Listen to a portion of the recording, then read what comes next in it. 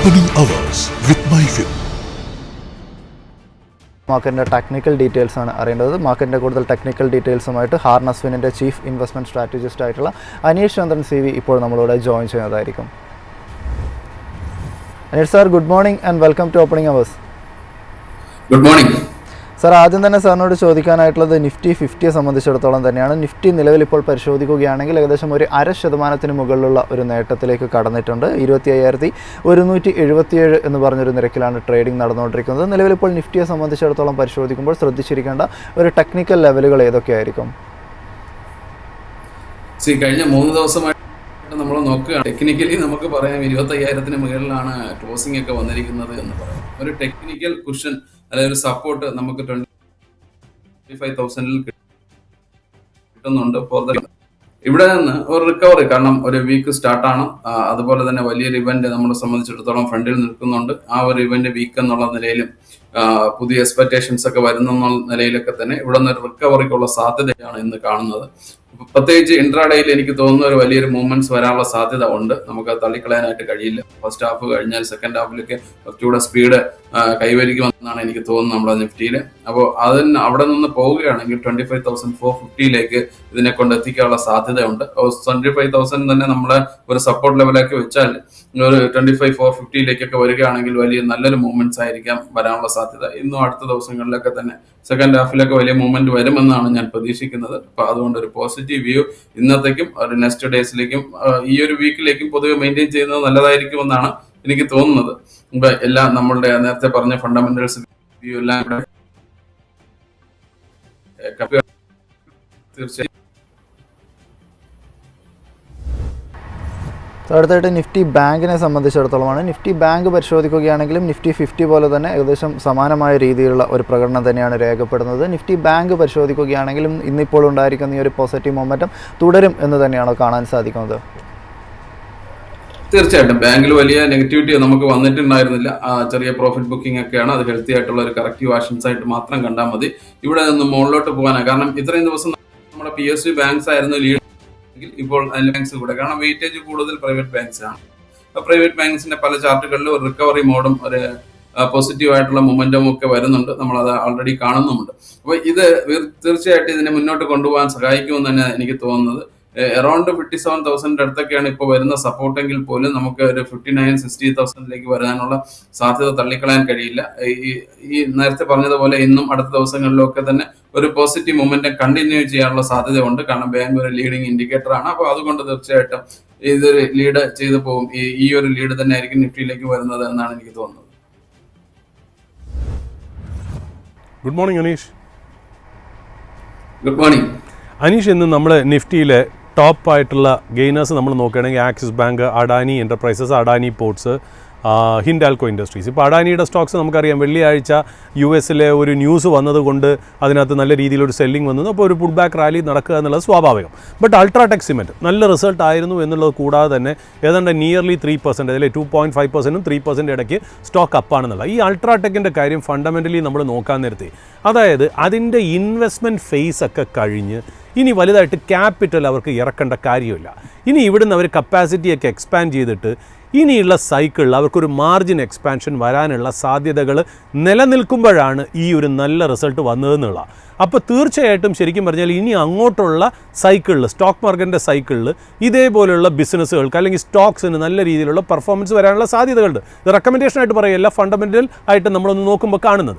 എന്നാൽ ടെക്നിക്കലി ഇത് എങ്ങനെയാണ് കാണിക്കുന്നത്? എന്തെങ്കിലും ബ്രേക്ക് ഔട്ടുകളോ അല്ലെങ്കിൽ ഒരു മീഡിയം ടു ലോങ്ങർ ടേമിൽ അൾട്രാടെക് വേറൊരു ട്രാജക്ടറിയിലേക്ക് പോകുന്നുണ്ടോ അനീഷ്? കുറച്ചു കാലം മുമ്പ് വരെയൊക്കെ ഞാൻ എപ്പോഴും റെക്കമെൻഡ് ചെയ്തിരുന്ന സ്റ്റോക്സ് തന്നെയാണ് അൾട്രാടെക്. ഐ തിങ്ക് നമ്മൾ കഴിഞ്ഞ ബഡ്ജറ്റിലൊക്കെ നമ്മൾ ഒരുപാട് ഡിസ്കസ് ചെയ്തിരുന്നു. ഇവിടെ കപ്പാസിറ്റി അഡിഷൻ വളരെ ഇമ്പോർട്ടൻ്റ് ആയിട്ടുള്ള ഒരു ഫാക്ടറാണ്. അത് തീർച്ചയായിട്ടും ഒരു പോയിന്റിലേക്ക് കൊണ്ടുവരുന്നത് നമ്മളുടെ ആളുകളിലേക്ക് കൊടുക്കുന്ന ഇപ്പം നമ്മളത് പാസ് ചെയ്യുന്നത്. ഇപ്പൊ ഇവിടെ കപ്പാസിറ്റി സാധ്യത ഇൻഫ്രാസ്ട്രക്ചർ രംഗത്ത്, അതേപോലെ ഏത് സംരംഭങ്ങൾ എടുത്താൽ ഏതൊരു നമ്മളുടെ ആക്ടിവിറ്റീസ് ഈ എക്കോണമിയിൽ ബിൽഡ് ചെയ്യണമെങ്കിൽ പോലും സിമെന്റ് ഒക്കെ ഒഴിച്ചുകൂടാൻ പറ്റാത്ത ഒരു ഫാക്ടേഴ്സ് ആണ്. അപ്പൊ ഇവിടെ മാർജിൻ അതിലാണ് ഇനി വരാനുള്ള ഒരു പ്ലേ എന്നുള്ളത് തീർച്ചയായിട്ടും എല്ലാവർക്കും അറിയാവുന്നതാണ്. കപ്പാസിറ്റി ആൾറെഡി വന്നു കഴിഞ്ഞാൽ കോസ്റ്റ് കുറച്ച് കൊണ്ടുവരികയോ അല്ലെങ്കിൽ സെയിൽസ് കൂട്ടി മറ്റുള്ള ഒക്കെ തന്നെ മാർജിൻ ഇമ്പ്രൂവ്മെന്റ് വന്നാൽ മാത്രമേ ഒരു കമ്പനിക്ക് സസ്റ്റെയിൻ ചെയ്യാനായിട്ട് സാധിക്കുകയുള്ളൂ. ടെക്നിക്കലി നമുക്ക് നോക്കുകയാണെങ്കിൽ വളരെയധികം ഒരു കണക്ക് നടന്ന് വളരെ സ്ലോ മൂവ്മെന്റ് ഒക്കെ ആയിരുന്നു എന്നത് സാധ്യതയിലേക്കാണ് ഇപ്പോൾ വരുന്നത്. 12,500 700 എന്ന ലെവലിൽ ബ്രേക്ക് ഔട്ട് ചെയ്ത് കഴിഞ്ഞാൽ അതൊരു പുതിയ ടെറിട്ടറിയിലേക്ക് പോകും, അല്ലെങ്കിൽ പുതിയൊരു രീതിയിലേക്ക് പോകും. അവിടെയാണ് നമ്മൾ ക്യാച്ച് ചെയ്യാൻ. നമ്മൾ വോളിയം നോക്കുകയാണെങ്കിൽ ഹൈ പ്രൈസ് ആയതോ അവറേജ് വോളിയം എല്ലാ സമയത്തും ഉണ്ടായിട്ടുണ്ട്. ഇതിനൊക്കെ ആയതുകൊണ്ട് വോളിയം ഇംപ്രൂവ്മെന്റ്സ് ഇപ്പൊ ഇവിടെ വരുന്നുണ്ട്. കാരണം 26 അത് നവംബർ കഴിഞ്ഞപ്പോൾ 25 നവംബർ കഴിഞ്ഞതിന് ശേഷം നോക്കുകയാണെങ്കിൽ വോളിയം വന്നിട്ടുണ്ട്. ഇതെല്ലാം ഒരു ബേസിക് ഫാക്ടറാണ്. ഇത് കൺസോളിഡേറ്റ് ചെയ്യുന്ന പല മൂവ്മെന്റ്സ് പൈസയിലൂടെ കടന്നുപോയി. ഇപ്പൊ അതിനൊരു പുതിയ ബ്രേക്ക് ഔട്ടിന്റെ സമയത്ത് എത്തി നിൽക്കുമ്പോൾ ബ്രേക്ക് ഔട്ട് വന്നു കഴിഞ്ഞാൽ ഈ ഒരു റിസൾട്ട് കൊണ്ടും അതേപോലെ തന്നെ ഈ മാർജിൻ ഇംപ്രൂവ്മെന്റ് കൊണ്ട് ഒരു ബ്രേക്ക് ഔട്ട് വന്നു കഴിഞ്ഞാൽ തീർച്ചയായിട്ടും ഒരു പുതിയൊരു ലെവലിലേക്ക് പോകും. അത് നമ്മൾ വിചാരിക്കുന്നതിനേക്കാൾ അപ്പുറമായിരിക്കും കിട്ടാനുള്ള സാധ്യതയുണ്ട്.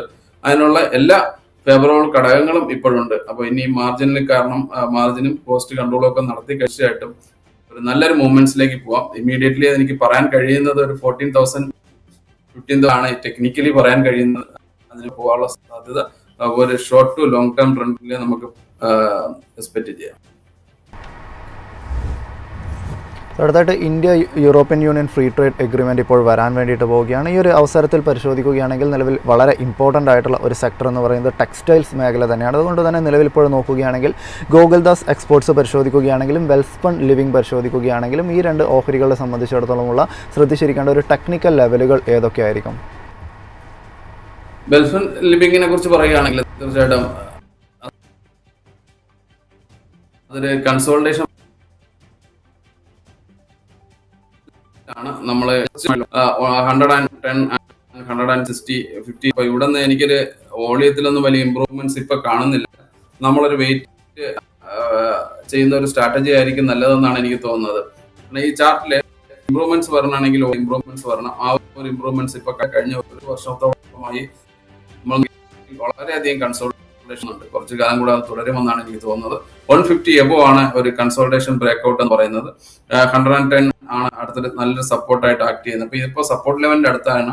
ഈ റേഞ്ച് ബൗണ്ട് ട്രേഡേഴ്സിനെ സംബന്ധിച്ചിടത്തോളം നോക്കുകയാണെങ്കിൽ തീർച്ചയായിട്ടും ഈ രണ്ട് റേഞ്ചുകളും അവർക്ക് യൂസ്ഫുൾ ആയിട്ട് ട്രേഡ് ചെയ്യാനായിട്ട് വിനിയോഗിക്കപ്പെടും. ബട്ട് ഒരു ഇൻവെസ്റ്റേഴ്സ് സംബന്ധിച്ച് കുറച്ചുകൂടെ ഒന്ന് വെയിറ്റ് ചെയ്യുകയാണ്, അല്ലെങ്കിൽ അതിന്റെ മോർ ന്യൂസുകൾ വരുന്നത് വരെ ഒന്ന് വെയിറ്റ് ചെയ്യുന്നതായിരിക്കും നല്ലതെന്നാണ് എനിക്ക് തോന്നുന്നത്.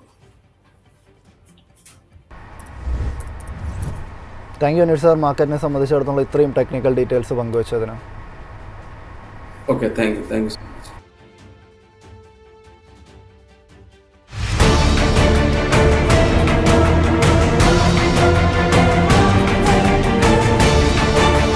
Opening hours with MyFin.